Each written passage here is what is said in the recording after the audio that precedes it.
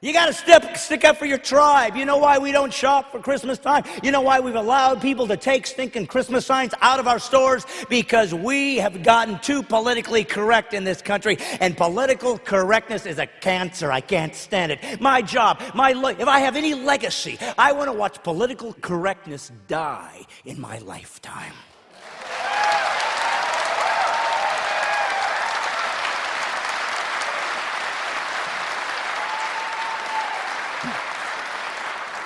But first, I want to watch it suffer. Because political correctness not only is anti-American because it forces you to self-censor yourself, but it also is cowardly because it means you don't stand for something you believe in. That's what I can't stand. It's what's killing this country. It's the wussification of America that's killing us. If you don't say Merry Christmas at Christmas time, you're a wuss. And if you're wussified, get out of here. It's time for us to stand for what we believe. See, this is the problem. This is the dilemma. I know I'm the Christian boy. I'm not supposed to offend people, and I agree. I don't want to hurt people's feelings, but I got a flash for you, my friends. Listen very carefully. You see, there's a difference between maliciously offending somebody on purpose and somebody being offended by truth. That's right. Of course that's right. I wouldn't have said it if it wasn't right. It's kind of my thing. I say the right stuff. That's what I'm saying. Because this is what we've forgotten. If you're offended by the truth, that's your problem. I have no obligation to not offend you if I'm speaking the truth. The truth is supposed to offend you. That's how you know you don't got it.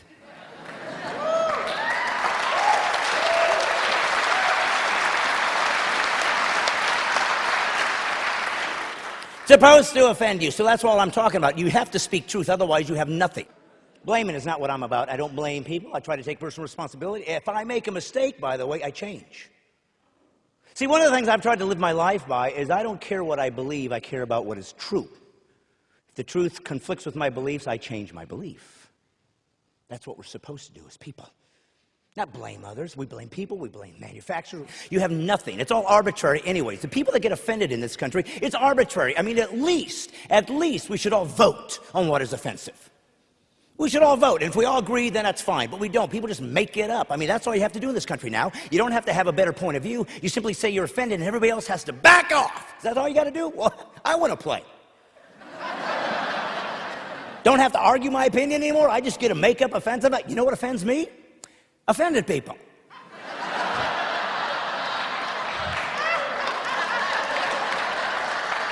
That's right. Offended people. And the funny thing about offended people is they get offended so easily that they are the ultimate wussified, politically correct people. So they simply say, you've hurt my feelings, and I say, you too, and then they go home and sue themselves. That's funny. Because if I have to endure one more stinking Christmas with people telling me Merry Christmas is offensive, I'm going to puke. Then I'm going to soil myself, clean up the puke, put it in a box with a big ribbon, send it to the ACLU with a big fat Merry Christmas sign right on the top of it. Tolerate this.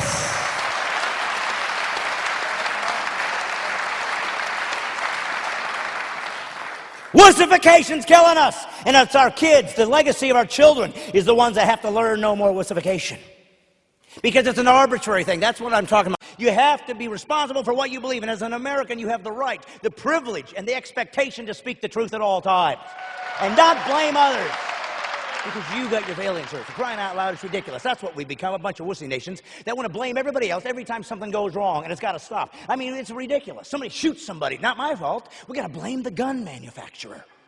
Let's sue them. They invented guns.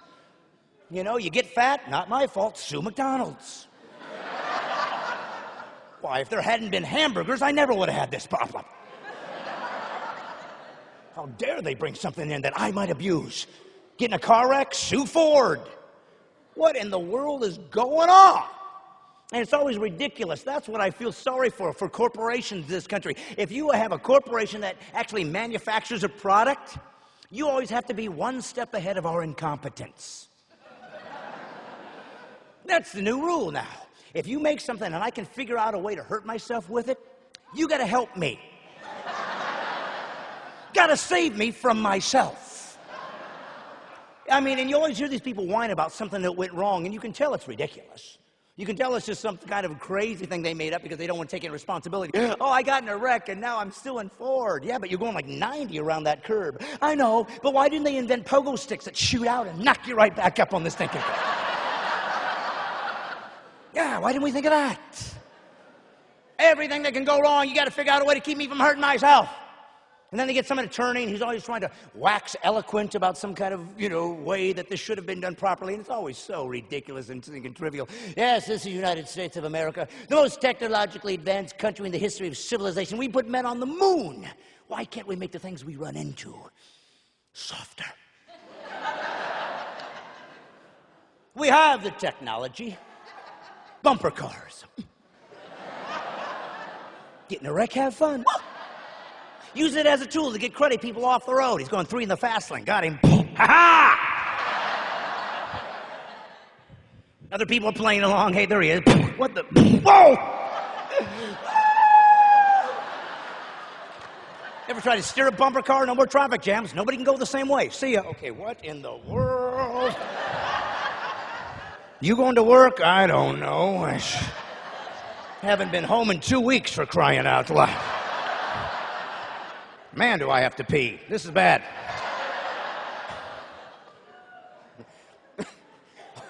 Look at the people. Christian boy said pee. I thought you didn't curse. I didn't curse. I said pee. Amazes me my people will freak out over stuff like that. I mean, they got this with craziness. I learned that when you believe in Jesus, he just dissolves your bladder away. There's no more peeing in Christianity. And if you're really freaking out, I was using the letter, not the word. So get your head out of the gutter.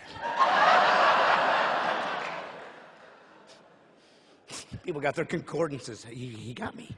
He got me. Never saw that one coming. That's what I'm talking about. That's what I'm talking about. We have a country that would rather teach you you're all a bunch of losers than to teach you that somebody might be better than you at something. Because you know what, brother? Going to be lots of people better at you at stuff. What are you going to do with it? You going to get strong, or are you going to whine? You going to be courageous or a coward? You going to be driven or be destroyed? What are you going to do when they're better than you? Going to be a man? Used to have that phrase. Remember those days? Be a man? That's gone now. That's sexist.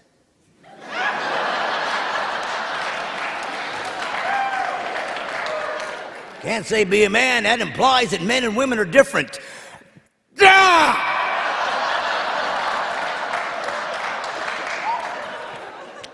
Yeah, we're different. I want them different. I want women different than me.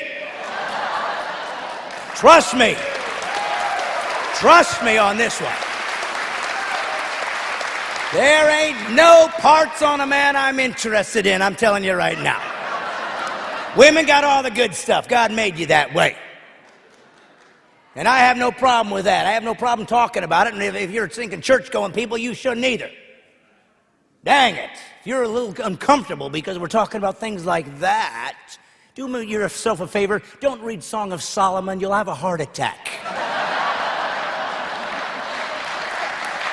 I'm tired of Wussy Christians out there, too. Acting like we can't be real about life. Now, for those of you who don't know who I am a comic, been doing it many, many, many years, almost 20 years now. And the entire time that I did my comedy, as I came out on stage, out of the closet years ago and admitted that I'm a Christian. I admitted it to the whole world. And yet, even when I started in comedy many, many years ago, I was always a Christian, but I was in comedy clubs, and so I never used any curse words. I've always been curse-free, never used any gratuitous sexual references, because I've always felt that creativity is funnier than crude, and I always wanted to use words that were just normal words that could create laughter. That's the way I've always been. And as a Christian, it was just not something I was allowed to do. You know, Christians grow up, we're not supposed to curse, and that's good. That's good that you watch your mouth. But the problem is, it slips out now and again, because you're human. Human. And sometimes we don't even give ourselves that much. See, that's the point I'm trying to make. I wish we were more real to people that don't believe like us. Maybe they'd actually find us interesting and compelling because we're real with them. Because the truth of the matter is, it's not fair that we don't have curse words. Christians should have their own curse words. Because I don't care how holy you are, you slam your hand in a car door, something's coming out of your mouth. That's just the way it is. And for some reason, a curse word feels like just the right man for the job. I don't know what it is about slamming your hand, but ouch just doesn't cut it. For some reason, it's that curse word that makes it feel like it's beginning to heal. See, that's the thing that people forget. That's the natural part about life that I believe in. You see, we spend our lives trying to watch our mouth because it's natural to curse.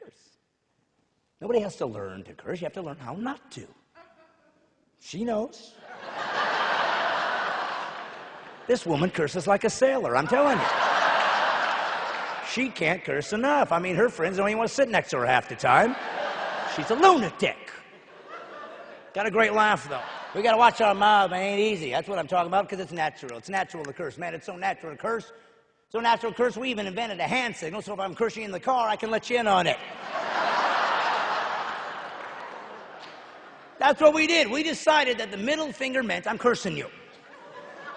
We just made that up. I feel sorry for the middle finger. Never did anything wrong. Big, strong, big, long finger. We decided you're the curse of Cain. We could have chosen any of the fingers, just the middle one for some reason. Why, all the other fingers, as a matter of fact, mean good things. Number one. Could have made this a bad finger, but we said, no, they'll make it a good one. Number one, you're number one. Thumb, like, hey, don't kill the gladiator. You know, good stuff. Stop cars. Hey, can I take a ride? Stop in a car. Add a little finger. Ooh, hang loose. Oh, lose the thumb. Hey, can I have some tea? I guess. I don't know what that is. Every finger means something because we choose to let it mean something. Third finger. I don't know what this one is. This is kind of like I'm cursing you, but I'm dyslexic. I guess. I don't know what that is. I don't know. We make it up. Your middle finger isn't bad. We chose to decide it was. Of course, sometimes I get angry and I have to watch myself trying to be a good Christian boy. Somebody cuts me off in traffic, you know, I want to give them the old finger, not allowed to. I figured it out, though. I just give them the whole hand. Hey! Guess.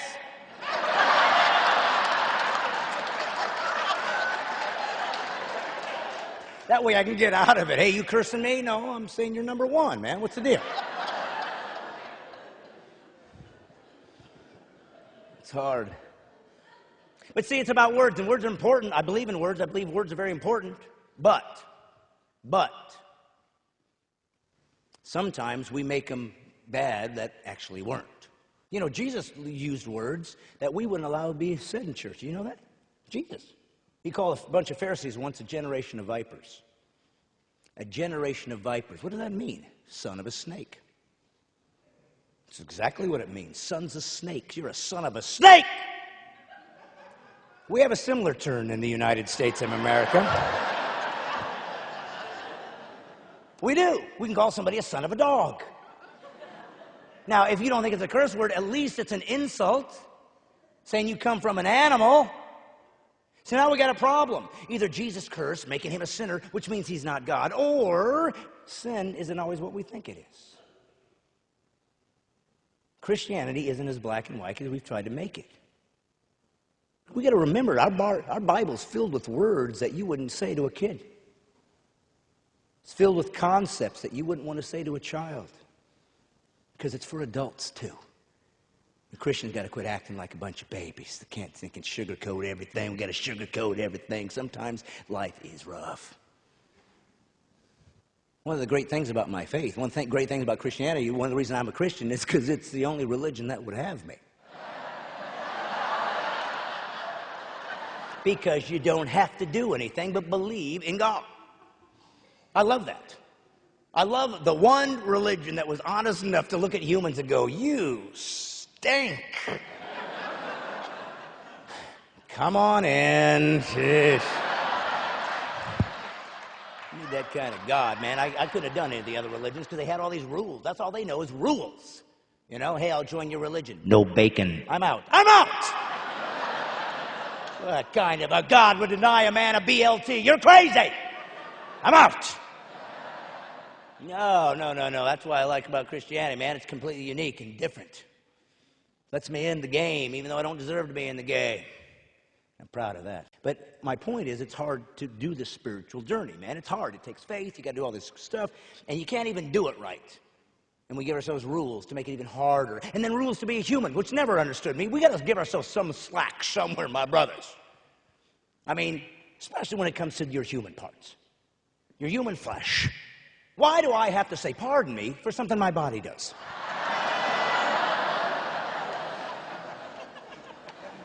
Pardon me sounds like something you'd only say if your body did something nobody else had ever done before. I mean, you're apologizing. It sounds like you should have done something nobody else had ever pulled off. Fire shoots out of your butt. That would be worth an apology. Because you wouldn't see that coming. If that happened, I'd say apologize. But we don't. We apologize for stupid stuff like yawning. You yawn, you got to say sorry, and then you got to cover it up like you did something wrong. Oh, I hope you didn't look in. It's ridiculous. Enough. I'm talking to my people now. To my people now. I've had lots of fun, 3 albums, and now number 4. Making fun of people that are atheists, secular humanists, far left-leaning people. I've made fun of them. You know why? Because you all deserve to have a comic too. Championing your values, not putting your country down, but lifting it up and standing for things you believe in. You deserve that.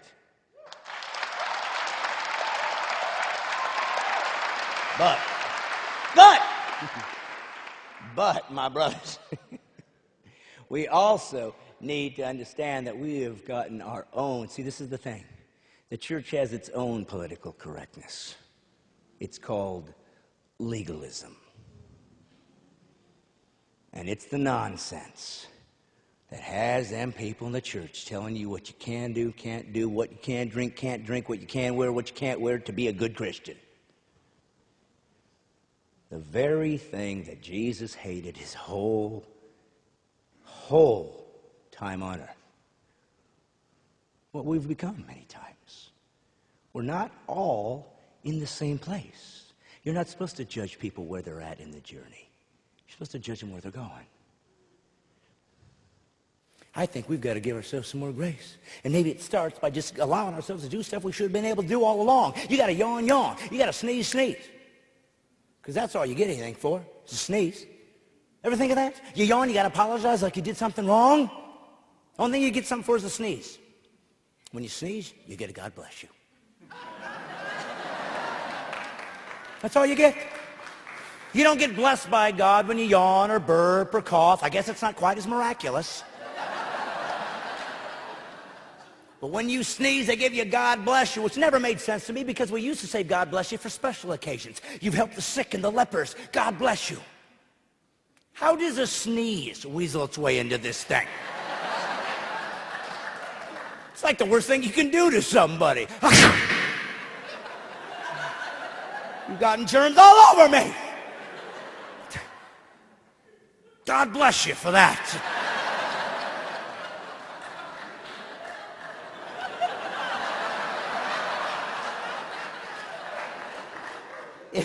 If anything deserves a God bless you, it's the yawn, because at least you're sucking germs back into your body.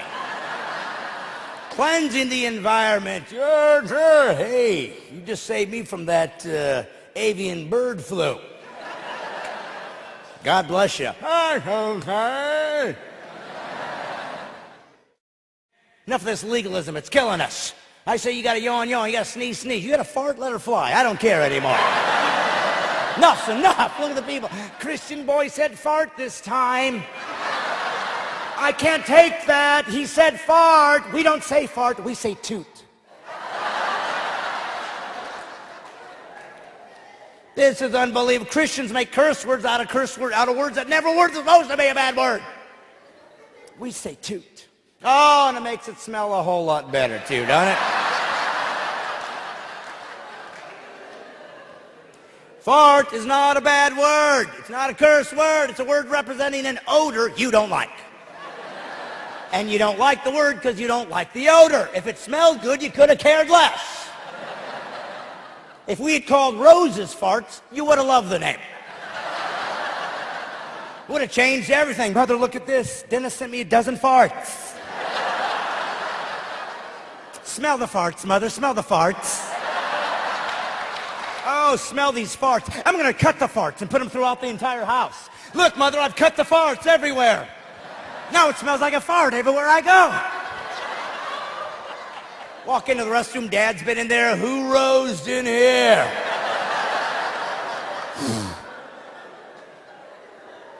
It's a word! Oh, we're crying out loud. I don't care what kind of people we are. How old are you? Yeah. 19? You Christian? Good-looking girl. You married? No, not married. Good-looking Christian follower of Jesus girl, saving herself pure and strong and wholesome, loving God and loving people and loving her church and loving the Bible. Guarantee you she farts right here, that girl right there. Am I right? Am I right? There you go. She's a farter. We all do. Goes with the game. She's shocked like she's been exposed. You don't have to say, pardon me. We all do it. That's the truth. And the truth is all I got. Thanks for being honest. And let's think about this. For all of eternity throughout the world as this DVD is circulated.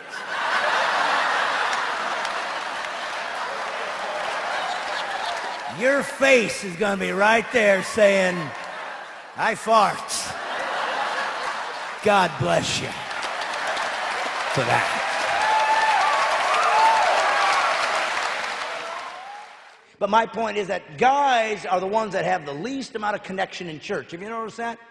Only 40% of the people in church every Sunday is a man. Men are leaving church because they ain't connecting to men because we're different. We like things to explode.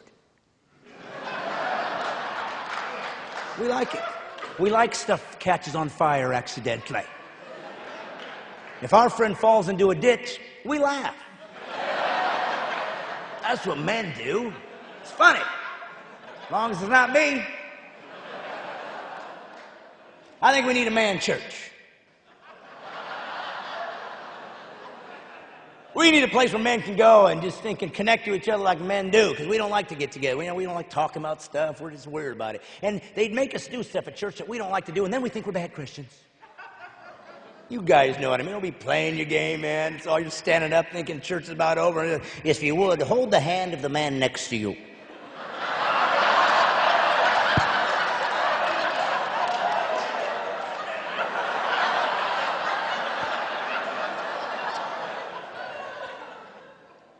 I don't even want to brush up against the man next to me. Now I gotta hold his hand? And you think you're not being a good brotherly love Christian man. All right, I guess I'll try to hold the hand of the man next to me. This is weird, but I'm trying to show that I'm a lovely person, Jesus kind of man of God, and so I'm gonna try to, and he got the overgrip. He got the overgrip!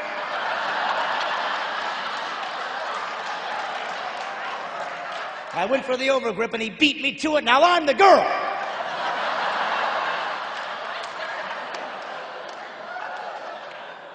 When does this prayer end? Amen. Oh. Amen.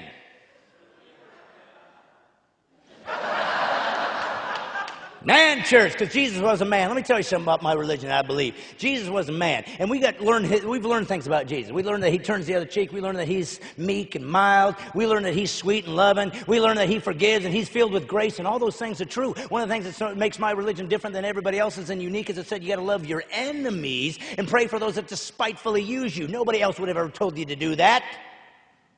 And I'd never take that part away from Jesus. It makes him unique and special and loving and graceful, and I need him. But there was another Jesus that we don't get taught.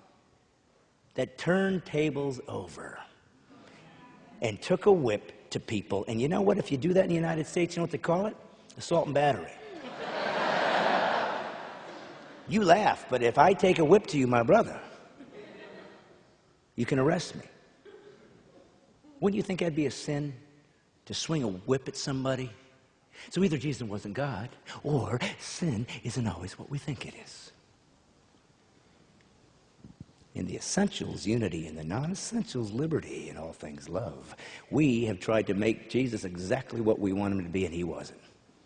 He made a living ticking off the religious people.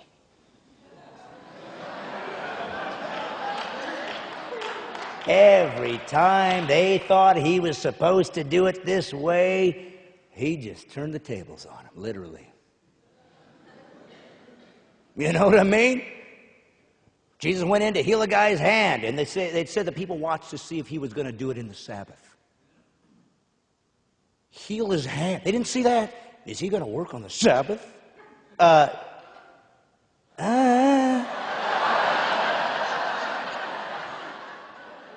Bad? Good. That's a Pharisee. More concerned about their rules and their church functions properly than loving somebody. That's what we all can become. And I'm looking out at you people. I know who you are. You're my people. I've been that guy before. We all have. We got to change. Because I believe that men should take leads in some of the things in culture that we've been taken away from. We should lead. Be a man. Be a warrior. Defend your faith, your family, your culture, and your character.